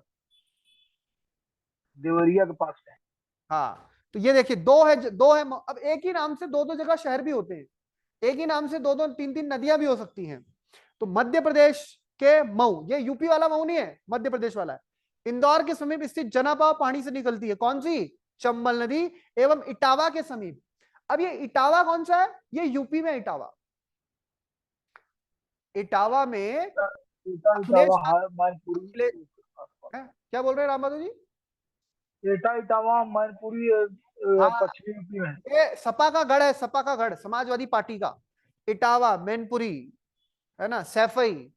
सैफई महोत्सव भी तो होता था एक पहले, सैफई महोत्सव, अभी तो सब बंद हो गया हो। सारी समाजवादी पार्टी पहुंचती थी वहां। ये इटावा यूपी में है। ठीक है, तो ये ध्यान रखना है आप, एमपी से आ रही है ये, और ये इटावा में यूपी के जो आता है, यूपी के अंतर्गत, उसके पास किसमें मिल जाएगी? किसकी सहायक है? यमुना की। तो किससे मिल जाएगी? यमुना नदी। इसकी सहायक नदियां मैंने आपको बता दी, बनास, पार्वती, काली सिंध, शिप्रा, ये मैंने आपको पहले बता दी थी, याद रहेगी बात। तो ये चंबल के बारे में याद रखना है। अब सिंध, सिंध नदी यह गुना जिले के सिरोंज तहसील के पास से निकलती है, एमपी में, यह भी इंपॉर्टेंट नदी, गुना। फिर आ गई बेतवा, ये सब देखो कौन सी वाली है? जो विंध्य श्रेणी वाली, विंध्यन श्रेणी है ना इधर, विंध्य सतपुड़ा, या मध्य प्रदेश के रायसेन जिले के विंध्य पर्वतमाला से निकलती है, आगे ना विंध्य, हमीरपुर के निकट यमुना नदी में मिलती है। तो सब किसकी है ये सहायक नदियां? यमुना की। एमपी से मोस्टली इनका ओरिजिन है। पानी ये राजस्थान की नदियों से भी प्राप्त कर रही है, जैसे चंबल बनास से प्राप्त कर रही है, राजस्थान की नदी है। और फाइनली अपना यूपी में जाके, क्योंकि यमुना तो यूपी में बह रही है, यमुना एमपी तो आती नहीं, तो वो इन्हें यूपी जाना पड़ता है, मतलब इनका रास्ता ऐसा है। और यूपी में अपना पानी किसमें छोड़ देती है? यमुना नदी में छोड़ देती है। फिर आई केन नदी, यह मध्य प्रदेश के सतना जिले में कैमूर की पहाड़ियों से निकलती है, कैमूर हिल्स पढ़ी थी हमने, ठीक है, एवं बांदा के निकट यमुना में मिल जाती है। तो ये चारों नदियां आपको ध्यान रखनी है, इंपॉर्टेंट। एक तो अपनी टॉस आपको पता है वो तो कालसी में मिलती है, और बाकी आप ध्यान रख लीजिए। और बाकी एक मैंने आपको हिंडन बताई, वो गाजियाबाद वाली हो गई। और बाकी ये चार इंपॉर्टेंट है, चंबल, सिंध, बेतवा, केन। इनमें ये भी नहीं पूछता कि कहां से निकलती है कहां को जाती है, पर इनमें जरूर ये पूछता है ये किसकी सहायक है, क्योंकि ये छोटी उसमें आ गई ना। अब गंगा की सहायक, गंगा पढ़ रहे हैं, गंगा में यमुना पढ़ रहे हैं, यमुना के अंदर पढ़ रहे हैं इनको। और फिर उसके भी अंदर कौन हो गई? ये बनास, पार्वती, काली सिंध, शिप्रा। तो कंफ्यूज करने के लिए आपको दे सकता है कि इनमें से कौन सी यमुना की सहायक नदी नहीं है, ठीक है। तो यमुना की सहायक नदी में मान लो ये डाल देगा बेतवा, केन, सिंध और बनास। तो आपको लगेगा बनास है, लेकिन उसका बनाने का प्रश्न मतलब ये होगा कि आप ये सोच के चले कि बनास यमुना की डायरेक्ट सहायक नहीं है, वो चंबल की सहायक। तो प्रश्न कैसे भी बनेगा आपको नोट कर लेना जरूर, ठीक है बेटे। बहुत पानी बह गया बेटे, ठीक है, नदी में। चलिए, इतना बात समझ में आई सबको? अभी बच्चे बोल रहे होंगे इतनी सारी नदियां तो ये है, ऊपर से वो पढ़ी थी हमने, झेलम, चेनाब, रावी, व्यास, सतलुज, याद है? फिर उनकी सहायक नदी, फिर काबुल, कुर्रम, गोमल, तोची, ठीक है। सर ये अब नाम किसने रखे होंगे सर? ये नाम समय समय पे क्या बदलते रहे क्या सर? ऊपर से निकल रहा है, थोड़ा सा बताइए। ये नाम तो कोई क्षेत्र के नाम पे पड़ जाता है, कोई धार्मिक मान्यताओं के नहीं नहीं सर, सर नाम। जैसे नाम रखे गए फिर समय के हिसाब से फिर क्या आगे जाके नाम ये परिवर्तित फिर हो सकते हैं? वैसे तो बहुत जर्नली परिवर्तित नहीं होते, नदियों के नाम तो ऐसे परिवर्तित नहीं होते। लेकिन हाँ, समय के साथ उनमें यह है कि मान लीजिए जैसे हमारे देश में पहले नदी, हमारे मतलब अफगानिस्तान में आज कुबा नदी बोलते थे उसे, कुबा, आज उसका नाम काबुल हो गया है। आपने प्राचीन नदियों के नाम पढ़े ना, वितस्ता, विपाशा, तो यस सर, यस आज सर। नाम चेंज हुए हैं। तो समय के साथ हो सकता, मतलब ऐसा अब तो ऐसा पॉसिबल नहीं, पर पहले ऐसा होता था कि कोई मुस्लिम आक्रमण हो गया, उन्होंने कुछ के नाम मुस्लिम नाम पे रख दिए, ईसाई हो उन्होंने उस तरह का नाम रख दिया, ग्रीक आए उन्होंने हाइडस्पास बोल दिया, ऐसे ऐसे नाम। हालांकि ये नाम तो जनरल चलेंगे, अब गंगा का नाम गंगा ही है, सदियों से गंगा है, और आगे भी क्या रहेगा? गंगा ही रहेगा। तो ये आप ध्यान रखिए। अभी तो ये कुछ शुरू हुई, अभी तो वहां ब्रह्मपुत्र की पढ़ेंगे आप, जिया बरेली, तिस्ता, सर बांस बरेली अभी तक था, जिया बरेली भी है। दियांग, दिहांग, दिबांग, लोहित, पगला दिया, एक नदी उसकी सहायक ये भी है, पगला दिया। मतलब इतनी सारी पढ़ेंगे आप अभी। फिर ये तो अभी ऊपर की हैं, फिर प्रायद्वीप की भी है, प्रायद्वीप की भी है। तो बहुत सारी नदियां, मतलब कम से कम हम लगभग 60-70 नदियों के बारे में पढ़ेंगे। और फिर जब सारी हो जाएंगी तब मैं आपसे पूछूंगा एक एक करके, ठीक है। चलिए, ये हो गई चंबल, सिंध, बेतवा, खेर हो गई। अब ये इसका पूरा मैप है, और ये चंबल की सहायक नदी हमने पढ़ ली है। बस अब इसमें यही था आपका, बाकी अब इसका लास्ट प्रोजेक्ट आ जाता है। ये प्रोजेक्ट है, और ये आपको ध्यान रखना है कि क्या क्या जो है इसमें प्रोजेक्ट चल रहे हैं, यानी डैम वैम जो बने हैं उसको अलग से हम आपको लिखाएंगे। अब लिख ही लीजिए, आपने कुछ लिखा नहीं है ना बहुत दिनों से, कल से परसों से। कहां तक लिखा था लास्ट, मुझे बताइए कहां तक लिखा था आपने? बाकी जो मैंने एक्स्ट्रा नोट कराया वो सब नोट कर लिया ना आप लोगों ने?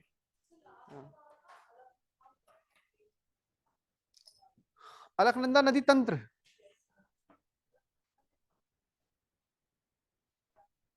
ठीक है बेटा।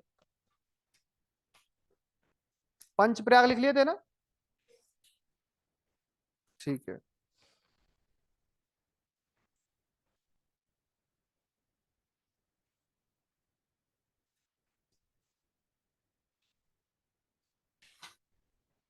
आगे बढ़ जाइए अब। सहायक नदी आपने लिख दी है, लिखाने की जरूरत तो नहीं है ना? अब यहीं से आपने लिख दी है सहायक नदी।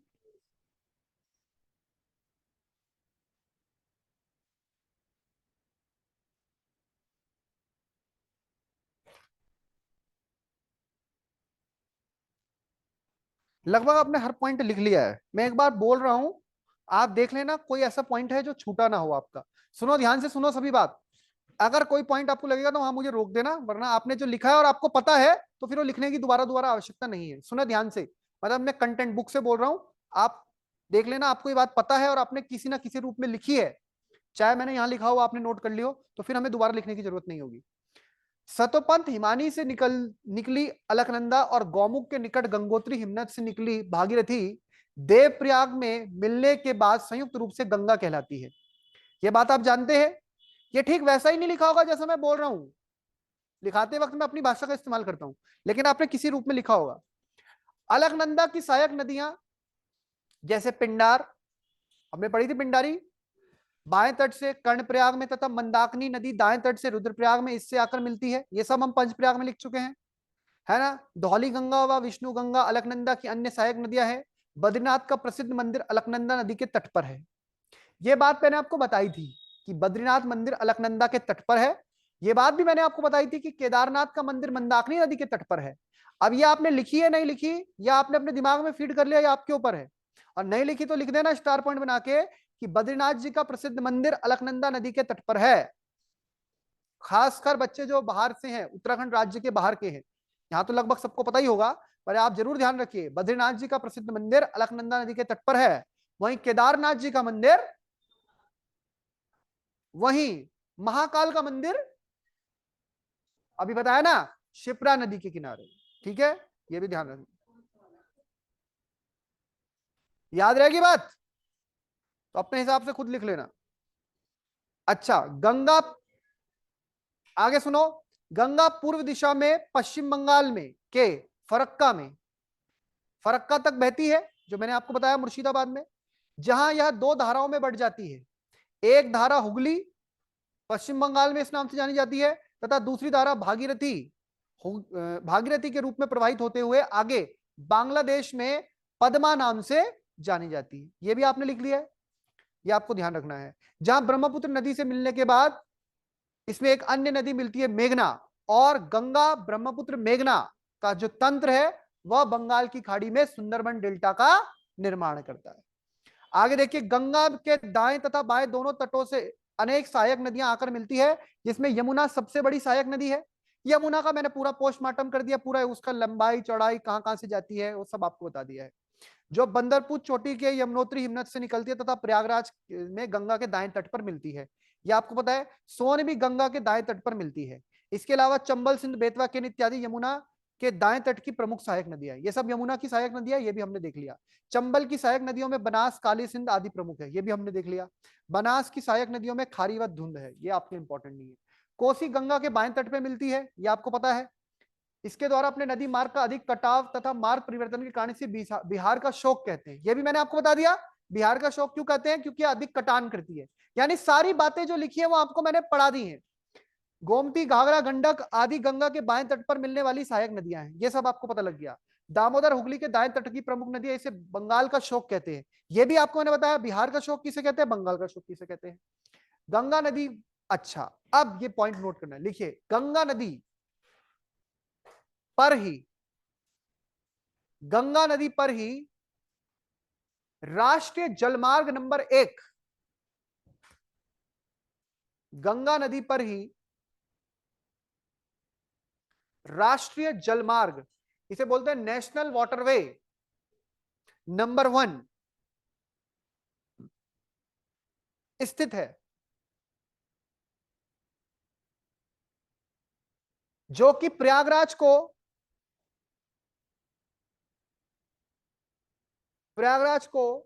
सर रिपीट कर दीजिए एक बार। गंगा नदी पर ही राष्ट्रीय जलमार्ग संख्या 1 स्थित है, जो कि प्रयागराज यानी उत्तर प्रदेश, प्रयागराज को हल्दिया, वेस्ट बंगाल में हल्दिया से जोड़ता है। मेरी बात सुनो ध्यान से, मैं क्या बोल रहा हूं। हल्दिया से जोड़ता है, ये क्या है आपको पता है? जैसे रोड होती है, रोड कनेक्टिविटी। अभी पहले देहरादून से दिल्ली की दूरी 7 घंटे लगते थे पहुंचने में, अभी दिल्ली से देहरादून की दूरी घटाए जाने का प्रयास है, चल रहा है वो काम, उसमें अब काफी हद तक पूरा भी हो चुका है। 2.5 से 3 घंटे में आप दिल्ली से देहरादून पहुंच जा रहे हैं। क्यों? हमने प्रोजेक्ट चला रखे हैं, जैसे भारतमाला। दूसरे प्रोजेक्ट हमारे रहे सागरमाला, जो भारत में पोर्ट्स डेवलप करना है, सुने नाम, भारतमाला, सागरमाला, यानी देश को जोड़ना है, आपस में कनेक्टिविटी बढ़ानी है, इंफ्रास्ट्रक्चर डेवलपमेंट करना है। अब आपको पता है जितना भी व्यापार होता है, जितना भी ट्रेड होता है, सब में आप समझ रहे हो सबसे इंपॉर्टेंट रूल किसका है? हमारी कनेक्टिविटी में। कनेक्टिविटी मतलब संचार में, एक क्षेत्र को दूसरे से जोड़ना है, पटना को लखनऊ से, लखनऊ को देहरादून से, देहरादून को दिल्ली से, दिल्ली को चंडीगढ़ से। कनेक्टिविटी में एक तो होता है रोडवेज, सड़क मार्ग, पर सबसे ज्यादा समय भी किसमें लगता है? सड़क मार्ग में लगता है।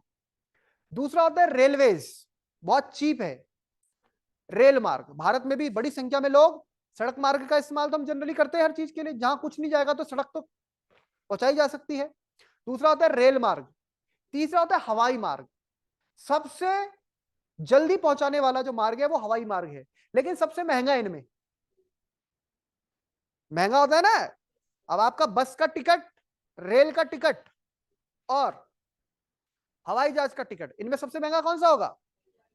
तो 3 मोड ऑफ ट्रांसपोर्टेशन तो आप जानते हैं, जो ट्रांसपोर्टेशन होता है, इधर से उधर संचार होता है, उसके 3 माध्यम आप जानते हैं, सड़क मार्ग, रेल मार्ग, हवाई मार्ग। चौथा होता है जल मार्ग। चौथा कौन सा होता है? जल, वाटरवे। और पूरी दुनिया में सबसे सस्ता अगर आप देखें तो वो जल मार्ग है। कौन सा है? पूरी दुनिया में 80% जो ट्रेड होता है वो किस मार्ग से होता है? जल। भाई मर्चेंट नेवी नाम आपने सुना है, क्या काम है उनका? व्यापार, कार्गो शिप होता है, इधर से उधर सामान, इधर से उधर सामान। पूरी दुनिया में पैसिफिक ओशन, इंडियन ओशन, ये स्वेज कैनाल क्यों बनाई गई होगी? की कैनाल क्यों बनाई गई होगी? समझ रहे हैं आप? पनामा कैनाल क्यों बनाई? क्योंकि पूरी दुनिया में जो ट्रेड होता है, ट्रेड एंड कॉमर्स, उसमें वाटरवेज का बहुत इंपॉर्टेंट रोल है, वो सबसे सस्ता भी होता है। इसी चीज को ध्यान में रखते हुए हम भारत को सड़कों से जोड़ रहे हैं, भारत को रेल से जोड़ रहे हैं, भारत को हवाई मार्ग से भी जोड़ रहे हैं। हवाई पट्टियां जगह जगह, उत्तराखंड में भी आप देखिए, आप इधर 4 धाम यात्रा में भी हेलीपैड, जो हेली सेवाएं, उनकी शुरुआत हुई है। लेकिन चौथा जो हमारे लिए इंपॉर्टेंट और सबसे सस्ता तरीका हो सकता है वो है जल मार्ग। और जल मार्ग को कैसे? कि हम अपने उत्तर प्रदेश से बिहार और बिहार से पश्चिम बंगाल और पूरा वहां नीचे आ गए आप कलकत्ता पोर्ट तक। समझ रहे हैं आप? यानी कि कोई सामान आया किस मार्ग के माध्यम से? जैसे कोई बंदरगाह में उतरा, कलकत्ता में उतरा पश्चिम बंगाल में, और उसको शिप के माध्यम से, बड़ी बड़ी बोट्स के माध्यम से ऊपर के राज्यों में और ऊपर से नीचे के राज्यों में आवागमन करा दिया जाए। तो ऐसे आवागमन के लिए क्या इंपॉर्टेंट है? जल मार्ग। इसी चीज को ध्यान में रखते हुए भारत में नदियों से नदियों को जोड़ने का कार्यक्रम चला है। भारत में नदियों के रास्ते पर जल मार्ग का निर्माण किया गया है, और उन्हीं जल मार्गों में जो पहले नंबर पे, जैसे होता है ना national highway number 1, highway number 2, highway number 3, होता है राष्ट्रीय राजमार्ग, वैसे ये होता है जल मार्ग। तो जो जल मार्ग संख्या 1 है वो किस नदी पर है? हमारी गंगा नदी पर है, जो कि जोड़ रही है किसको? प्रयागराज से जोड़ रही है किसको? हल्दिया को। यानी प्रयागराज हो गया यूपी, और यूपी से जोड़ दिया जाएगा किसको? अब आप सोचो, सड़क पे तो हम चलते ही हैं, रेल में भी यात्रा करी है, हवाई जहाज में भी यात्रा करी है, लेकिन अब सोचिए आप, अगर शिप, हम उसमें बैठ जाएं, किसमें? शिप में या बड़ी बोट में, और बोट में बैठ के बोल रहे हैं कि भाई साहब अब हम इलाहाबाद से, मतलब प्रयागराज से पटना जा रहे हैं, और जा रहे हैं बड़ी शिप या बोट में, तो कैसा एक्सपीरियंस होगा? और बांग्लादेश में तो बहुत चलता है ऐसा। बांग्लादेश में लोग एक शहर से अपनी कार कुर भी जो बड़े बड़े शिप होते हैं ना, उसमें कार भी जाती है, बहुत सारी कार, बाइक, बसेस जो बहुत बड़े बड़े होते हैं, वो तो इधर से उधर। तो ये एक ट्रांसपोर्टेशन का, वैसे असम में कर रखा है इन्होंने, सादिया से धुबरी तक। असम का जो जिला है ना, माजुली, माजुली जिला सुना है? माजुली जिला नदी के बीचों बीच है, वहां लोग रहते हैं, बहुत खेती होती है, बहुत फर्टाइल है।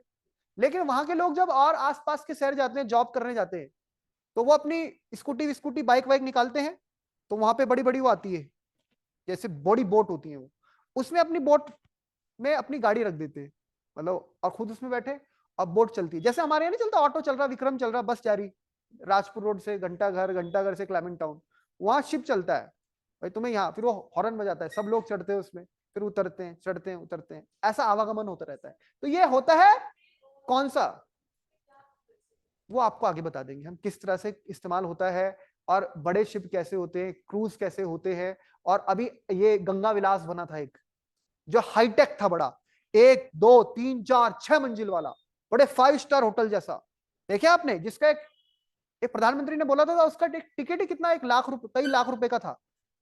गंगा विलास चला था अभी बीच में, जो बांग्लादेश भी जाएगा। तो वो हाई क्लास के कैसे होते हैं, वो सारी चीजें। और छोटी बोट और बड़ी बोट भी क्या होती है, और वैसी बोट भी होती है जो नॉर्मल होती है मछुआरों वाली, तो वो अलग होती है। तो सबका मोटर इंजन का क्या पैमाना है, इंसान के चलाने का क्या पैमाना है, और कितना वो वेट कैरी कर सकती है।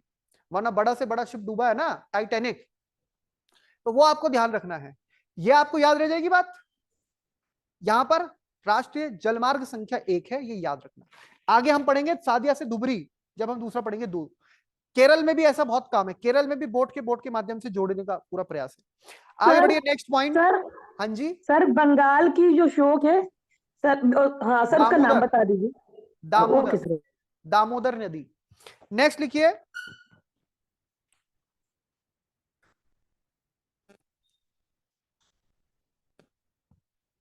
अब लिखिए गंगा से संबंधित विशेष तथ्य, गंगा से संबंधित विशेष तथ्य, फटाफट से।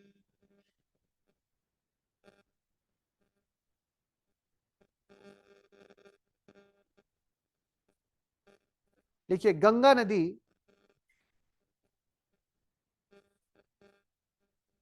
गंगा नदी को 4 नवंबर सन 2008 में,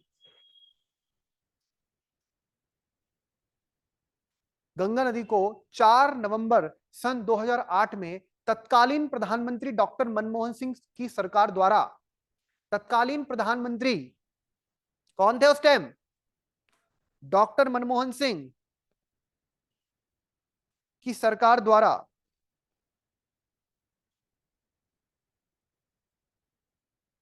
राष्ट्रीय नदी का दर्जा,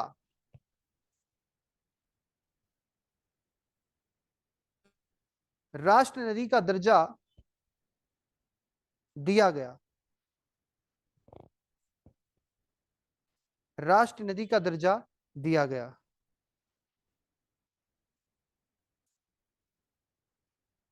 लिख दिया। नेक्स्ट पॉइंट लिखिए, वर्ष 2017 में, वर्ष 2017 में उत्तराखंड हाईकोर्ट द्वारा,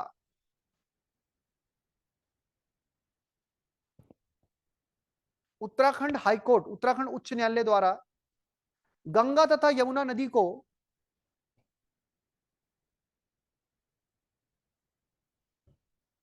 गंगा तथा यमुना नदी को जीवित मानव, लिविंग पर्सन, जीवित मानव का दर्जा दिया गया।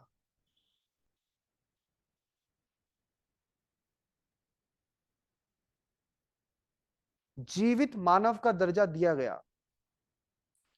नेक्स्ट पॉइंट, भारत के प्रमुख शहर, भारत के प्रमुख शहर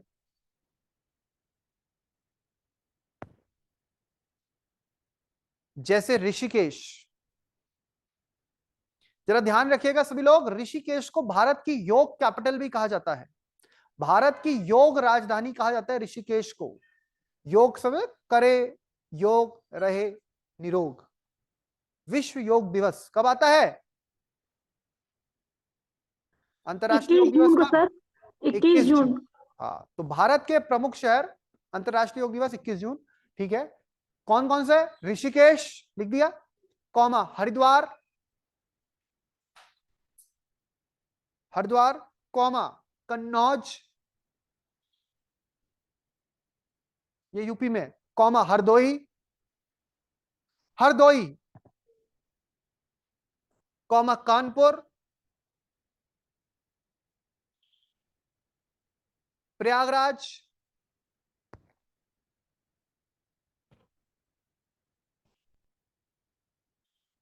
भागलपुर, पटना, साहेबगंज। साहेबगंज झारखंड में है, झारखंड का जिला है ये। साहेब, यहीं से बहती है गंगा। साहेबगंज लिख दिया। कोलकाता,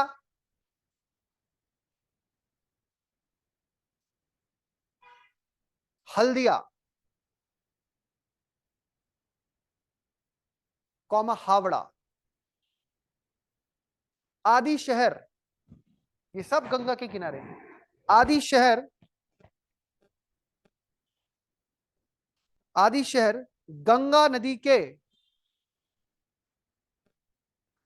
तट पर ही बसे हैं। आदि शहर गंगा नदी के तट पर ही बसे हैं।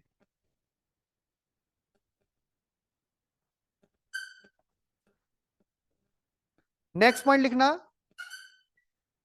राष्ट्रीय राष्ट्रीय जलीय जीव, राष्ट्रीय जलीय जीव डैश करके लिखना, गंगा नदी डॉल्फिन।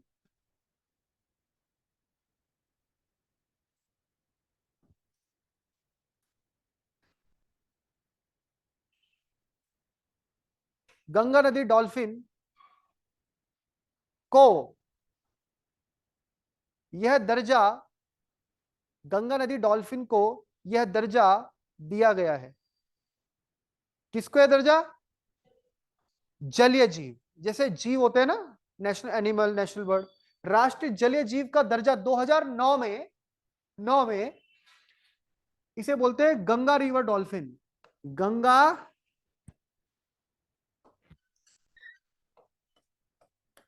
नदी डॉल्फिन, सूसू भी इसे बोलते हैं, सूसू। 2009 में नेशनल एक्वेटिक एनिमल, एक्वेटिक समझते ना, एक्वेटिक किसे बोलते हैं? जलीय जीव। नेशनल एक्वेटिक एनिमल का स्टेटस मिला। 2008 में गंगा को राष्ट्रीय नदी का स्टेटस मिला, और 2009 में गंगा में रहने वाली जो डॉल्फिन फिश है, डॉल्फिन को राष्ट्रीय जलीय जीव का दर्जा दिया गया। यह बात भी आपको ध्यान में रखनी है। हो जाएगा क्लियर? लास्ट, गंगा का पानी, गंगा का पानी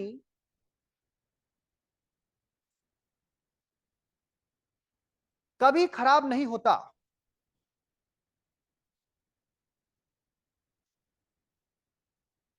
गंगा का पानी कभी खराब नहीं होता। इसके पीछे दो कारण हैं।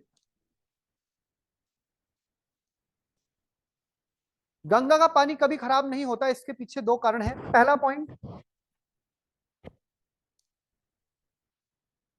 गंगा उच्च हिमालय क्षेत्रों में, गंगा उच्च हिमालय क्षेत्रों में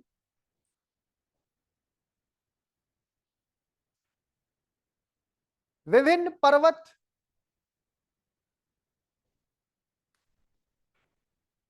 श्रृंखलाओं के बीच बहती है।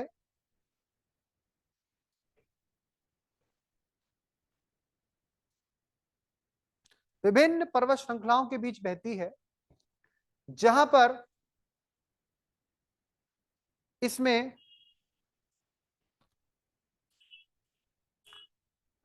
इसमें बहुत से मिनरल्स, जहां पर इसमें बहुत से मिनरल्स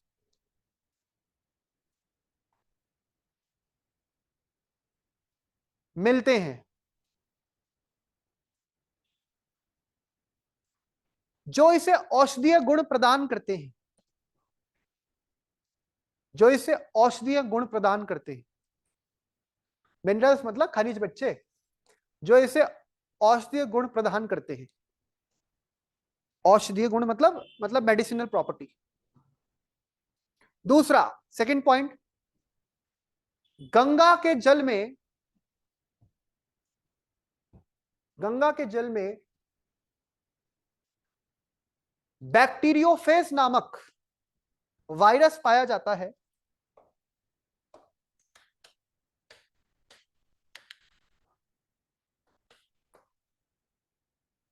बैक्टीरियोफेज नामक वायरस पाया जाता है।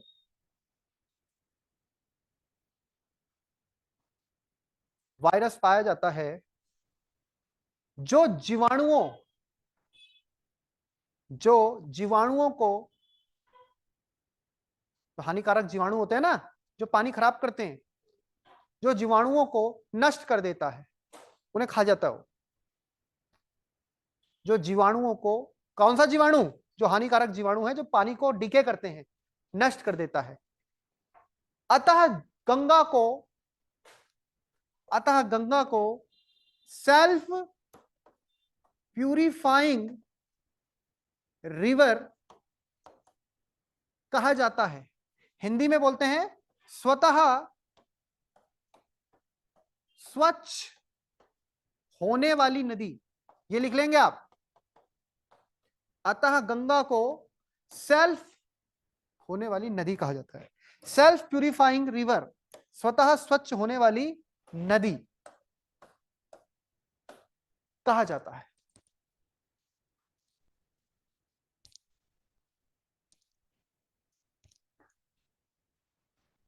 हो गया क्लियर? इसी के साथ आपका गंगा नदी तंत्र हो गया समाप्त। अब आपका एक सिंधु नदी तंत्र समाप्त हो गया, एक गंगा। अब आप तैयार रखिएगा दोनों को। जैसे ही ब्रह्मपुत्र भी हो जाएगा तो मैं आपका टेस्ट लूंगा। तीसरा नदी तंत्र कल शुरू करेंगे हम, ब्रह्मपुत्र नदी तंत्र, यानी सांगपो नदी। सीमा जी आपकी जो है कल सांगपो नदी से शुरुआत होगी। चलिए ओके फिर सर। आज के लिए इतना ही। जय हिंद, जय Bharat, Vande Mataram, God bless you all.